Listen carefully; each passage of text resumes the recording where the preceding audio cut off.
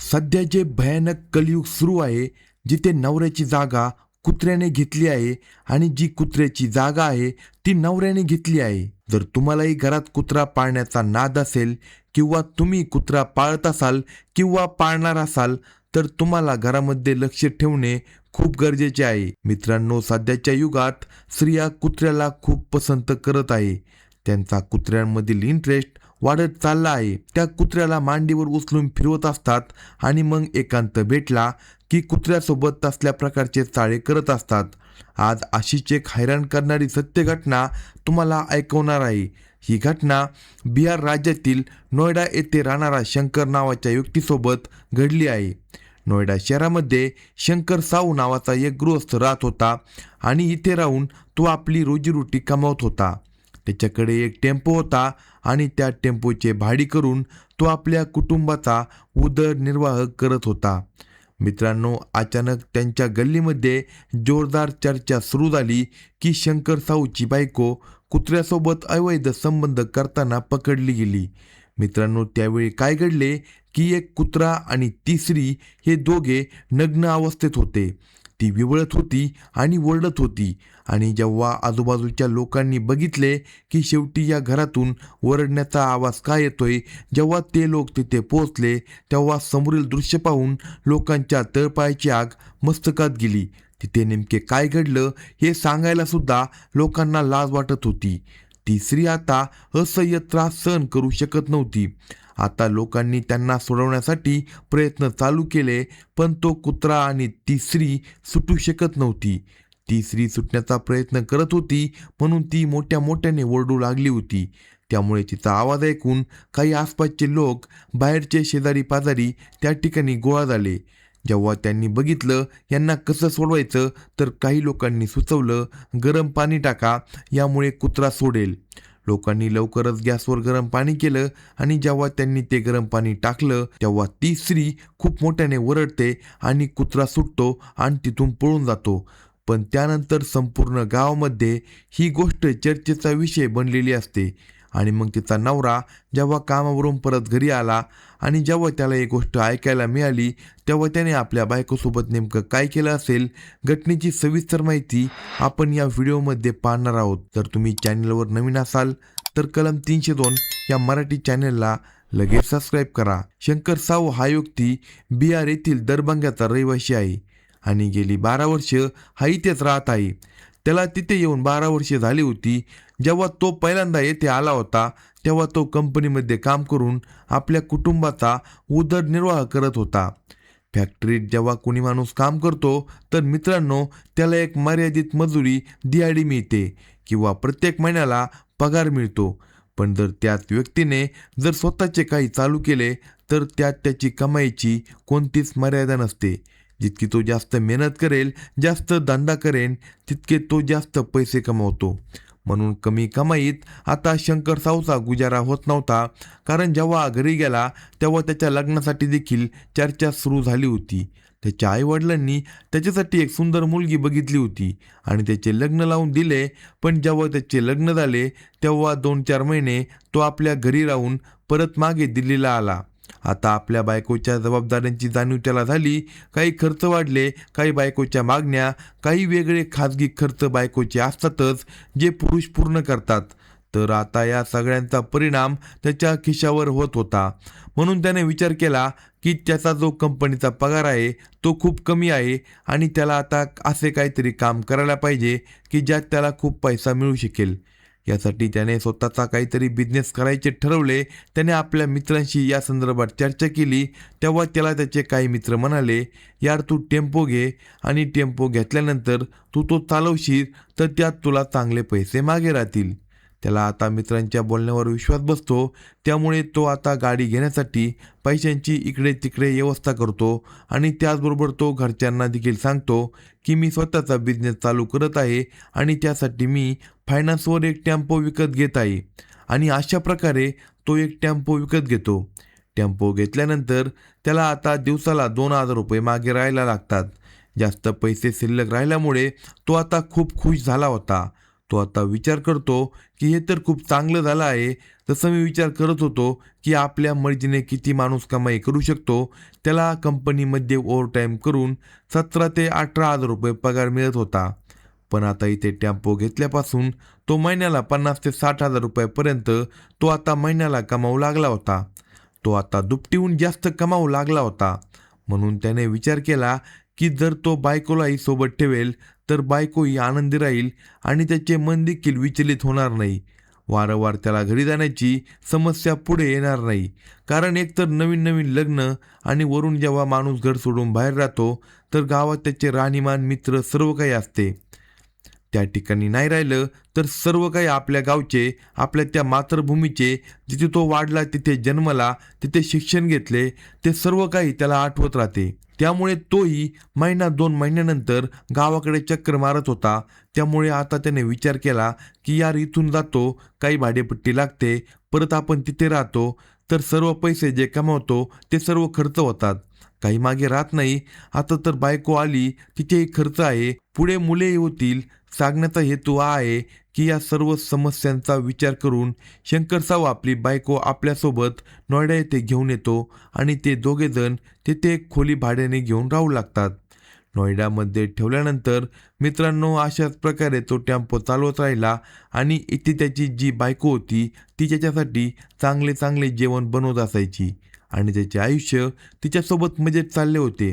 3 वर्षे झाले पण बायकोला कोणतेच मूल झाले नव्हते.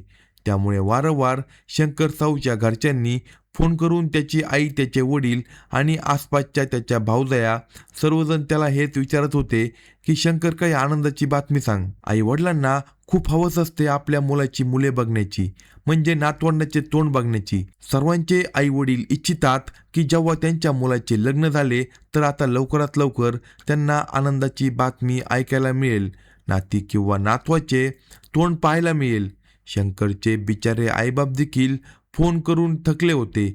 3 वर्षाचा कालावधी खूप मोठा असतो, पण 3 वर्ष झाल्यानंतरही त्यांना काही मुले होत नव्हती. शंकरही त्यांना सांगून सांगून थकला होता. तो आपल्या आईवडिलांना म्हणायचा, आई बाबा, जेव्हा माझ्या नशिबात देवाने मुले ठेवली असतील तेव्हाच मला मिळतील ना.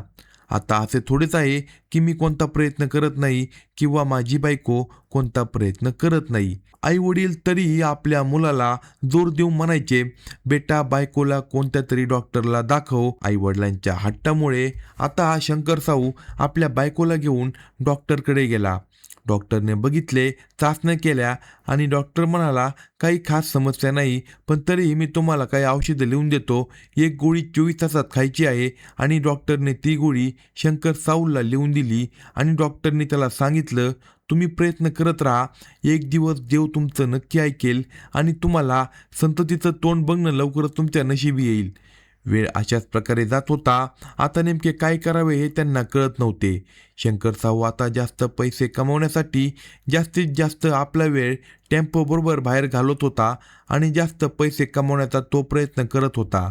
इथे आता स्पष्टच आहे, जेव्हा कुणी गाव सोडून बाहेर राहत असतो ना आपली बायको घेऊन, तर माणूस तर कामावर जातो, पण ती बायको कुठे जाईल? ती खोलीत एकटी कंटाळत राहते, खोलीत एकटी राहते. आसपासच्या शेजाऱ्यांकडे जाईल तर लोक तिची तक्रार करतील. माणूस कामावर जातो, खूपच कमी लोकांचे काम असे असते की ज्यांची मुले तिथेच असतात आणि तो तिथेच कामावर असतो. तर तो माणूस बिचारा करेल तर काय करेल, खूपच परेशान, दुःखी होतो. लग्न झाल्यानंतर बायकोला घरी सोडतो, तिथे ती म्हणते, मी एकटी आहे, मला एकांतात आहे, तुम्ही तर लग्न करून आणि मला इथे सोडून बाहेरगावी गेलात. त्यामुळे ते बायकोला सुद्धा आपल्यासोबत बाहेरगावी घेऊन जातो. तर आता त्याची बायको म्हणते, तुम्ही तर संपूर्ण दिवस मला एकटेला खोलीत एकांतात सोडून कामावर जाता, माझा वेळ मी कसा काढू? हीच खूप मोठी समस्या आहे आणि हेच कारण असते मित्रांनो, बऱ्याचदा बहुतेक स्त्रिया बाहेरगावी राहताना जरी तिचा नवरा त्याच्या सोबत असताना देखील त्या बिघडतात. आणि काही स्त्रिया अशा असतात ज्यांचे नवरे बाहेरगावी राहतात, पण त्या आपल्या आईवडिलांसोबत, आपल्या सासू सासऱ्यांसोबत राहतात, तिथेही त्या बिघडतात. त्याला कारण तिथली परिस्थिती अशी निर्माण होते की हे सारे कळत नकळत घडून जातं. शंकर साऊ आणि त्याची बायको रीताबद्दल देखील असंच झालं होतं. रीता एकटी खोलीत राहत होती, मुलंही तिला झालं नव्हतं. 3 वर्षाहून अधिक काळ गेला होता. या काळात रीता तिचा नवरा शंकर साऊला म्हणायची, माझं मन थोडं विचलित होतंय, तुम्ही तर बाहेर राहता, आपण असे करू, एक कुत्रा आपल्या घरात पाळू. कुत्रा पाळल्याने एक फायदा होईल, एकतर कुणी घरात अनोळखी माणूस पुढे मागे येणार नाही, मी झोपले तरी तो लक्ष ठेवेल, आणि दुसरी गोष्ट ही आहे की माझाही कुत्र्यामुळे टाइमपास होऊन जाईल. तिनं असं म्हटल्यावर नवरा शंकर साऊ म्हणाला, ठीक आहे, मी जर्मन जातीचा 16,000चा एक लहान कुत्रा आणतो. जर्मन जातीचा कुत्रा म्हणजे खूप हायफाय जात असते. कुत्र्याच्या अंगी ईश्वराने खूप मोठा गुण ठेवलेला आहे. जेव्हा ते एकमेकांसोबत संगोप करतात तेव्हा ते एकमेकांसोबत पूर्णपणे मिसळले जातात. पृथ्वी तलावर जितके जनावरे आहे तितक्याच जाती आहे जनावराच्या. कोणत्याही प्राण्यांमध्ये हा गुण नसतो, फक्त कुत्र्यांमध्ये हा गुण असतो की जेव्हा तो संगोप करतो तेव्हा तो जोडला जातो. यात असे म्हटले जाते, कुत्रा जो असतो त्याच्या खाजगी अवयवामध्ये काही अशा प्रकारच्या गाठी निघतात की तो काही पुढून अशा प्रकारे फुगतो की ज्या प्रकारे तो इच्छा असूनही सुटू शकत नाही. जोपर्यंत तो चरम आनंदापर्यंत पोहोचत नाही, जेव्हा तो चरम आनंदापर्यंत पोहोचतात तेव्हा ते आपोआप सुटतात. तर सांगण्याचा हेतू हा, यात जास्त खोलवर जाण्याची गरज नाही. तर एकंदरीत हा कुत्रा होता, तो आता हळूहळू मोठा होत होता आणि 4-5 महिन्यात तो कुत्रा खूप मोठा, नीटनेटका, अगदी तंदुरुस्त तरुण होतो. कुत्र्याला खायची प्यायची चांगली व्यवस्था त्या स्त्रीने केलेली असते. ती स्त्री आता संपूर्ण दिवस घरी राहते. ती कधी त्याला ब्रेड खाऊ घालते, कधी दूध पाजते, कधी पाणी पाजते. त्यामुळे हा कुत्रा जो होता तो अगदी तंदुरुस्त आणि तरुण होतो. आता अचानकपणे या स्त्रीच्या मनात जे होते, तिच्या मनात आधीच कुठेतरी एकटेपणा जाणवत होता. हा टेम्पो चालक बिचारा दिवसभर मेहनत करून लांब लांब अंतराचा प्रवास करत होता. लांब लांब आपल्या सवारी सोडायला जात असायचा. 50 किलोमीटर, 100 किलोमीटर, 150 किलोमीटर. म्हणजे हा विचार करत असायचा की जितके जास्त दूर तितका जास्त तो पैसा कमवेल. आता शरीरात प्राण आहे, तंदुरुस्त आहे, तरुण आहे, सर्व काही आहे. हीच तर वय आहे पैसे कमावण्याची. आणि मित्रांनो, लक्षात ठेवा, हीच वय असते बायकोला सांभाळण्याची देखील. तर या वयात आपण बायकोला एकटे सोडले, खुले सोडले तर कुठेतरी आपल्याला त्याचा गंभीर परिणाम भोगावा लागतो आणि आपल्याला त्याचे खूप मोठे नुकसान उठवावे लागते. आणि मग त्यातून असे काही गुन्हे जन्म घेतात की ज्याचा आपण कधी स्वप्नातही विचार केला नसेल. इथे रीता जी होती ती खोलीत एकटी राहत होती. कुत्रा तिने पाळलाच होता. 4-5 महिन्यांचा काळ गेला. कुत्रा तरुण झाला. तिचा नवरा आता रात्री खूप उशिरा घरी यायचा. संपूर्ण दिवसभरही ते घरी नसायचा. ती स्त्री कंटाळून जायची आणि तिचे मन विचलित होऊ लागले होते. कारण कुत्रा जेव्हा घरी राहत असायचा, कधी कधी तो अशा प्रकारची हालचाल करत असायचा, तर त्या स्त्रीचे मन विचलित होत असायचे. आणि मग ही स्त्री त्या कुत्र्यासोबत चुकीची गोष्ट करायचा प्रयत्न करायची. आणि मित्रांनो, जेव्हा हा कुत्रा त्याच्यासोबत असल्या अवस्थेत आला तेव्हा ती स्त्री कुत्र्यासोबत जोडली गेली. त्या स्त्रीला आता खूप त्रास होऊ लागला. त्यामुळे ती जोराजोराने ओरडायला लागली. तिचा आवाज ऐकून आजूबाजूचे लोक तिच्या घराभोवती गोळा झाले. जेव्हा लोक घरात आले तेव्हा त्यांनी समोरचे ते भयानक दृश्य पाहिले. आता दृश्य पाहिल्यानंतर ते खूपच परेशान, हैराण झाले होते. ज्याने ज्याने ते दृश्य पाहिले त्यांनी लाजेने डोळे खाली करून घेतले. हे प्रकरण खूप भयंकर होतं, कारण देवाने माणसाची निर्मिती माणसासाठी केली आहे आणि जनावरांची निर्मिती जनावरांसाठी केली आहे. त्यावेळी घरी जे कोणी लोक आले त्यांनी जेव्हा त्या स्त्रीला त्या कुत्र्यासोबत पाहिले तेव्हा ते खूप हैराण राहिले. लाजेने डोळे त्यांनी खाली केले. पण हे प्रकरण खूप गंभीर होते. ती स्त्री म्हणत होती, मला सोडवा या कुत्र्यापासून. तेव्हा लोकांनी गरम पाणी टाकण्याचा निर्णय घेतला. जेव्हा गरम पाणी टाकलं गेलं तेव्हा तो कुत्रा बाहेर जोरात पळ सुटतो. त्या लोकांनी आता त्या स्त्रीला हॉस्पिटलमध्ये दाखल केलं होतं. आणि जेव्हा तिचा नवरा शंकर साऊ घरी येतो तेव्हा संपूर्ण गावामध्ये तिची चर्चा चालू असते. एखाद्या पुरुष स्त्रीसोबत चुकीच्या अवस्थेत पकडला जातो, चर्चा त्याची देखील होते. पण कोणतेही अनैतिक अशा प्रकारचे प्रकार झाले, अनैतिक म्हणजे काहीतरी विचित्र, काही वेगळे झाले, तर आता स्पष्टच आहे त्याची चर्चा बऱ्याच दिवसापर्यंत आणि खूपच इकडे तिकडे होते. आणि लोक चटका मारून मारून यार कुत्र्यासोबत ती चुकीच्या अवस्थेत पकडली गेली, ती स्त्री आणि त्या कुत्र्यासोबत ती अशा प्रकारे करत होती, यार लाज वाटायला हवी, संपूर्ण गावामध्ये ही चर्चा सुरू होती. त्या स्त्रीला आता रुग्णालयात नेण्यात आले. तिचा इलाज चालू झाला. तिच्या नवऱ्याचा जेव्हा इंटरव्ह्यू घेण्यात आला तेव्हा आता लोकांनी त्याला विचारलं, आता पुढे काय करणार, इथून घरी जाल किंवा इथेच राहाल. त्याने म्हटले, एक प्रकरण तर इथे माझ्यासोबत झाले आहे. इथे लोकांचा सामना मी करू शकत नाही. जेव्हा मी तिला आपली बायको घरी घेऊन जाईल तेव्हा तिथे आपल्या गावच्यांचा आणि कुटुंबाचा कसा सामना करू. माझी अवस्था अशी झाली आहे की मी ना मरू शकतो ना मी जिवंत आहे. तो म्हणतो, लोकांचा सामना जेव्हा मी लोकांशी नजर मिळवतो तेव्हा मी इतकी हिंमत करू शकत नाही की मी त्यांच्या नजरेला नजर मिळवू शकत नाही. कारण माझ्या बायकोने प्रकरणच असे केले आहे की मला आता आत्महत्या करावी लागणार आहे. तेव्हा लोक त्याला म्हणतात, आत्महत्या करणे पाप आहे, आत्महत्याचा विचार करणे सुद्धा पाप आहे, आत्महत्या नाही करायची. आणि तो व्यक्ती आता त्याच्या बायकोला घेऊन त्याच्या घरी गेला आहे. अशाच नवनवीन स्टोरी ऐकण्यासाठी कलम 302 या मराठी चॅनलला लगेच सबस्क्राईब करा आणि आपल्या प्रतिक्रिया कमेंट बॉक्समध्ये कळवा.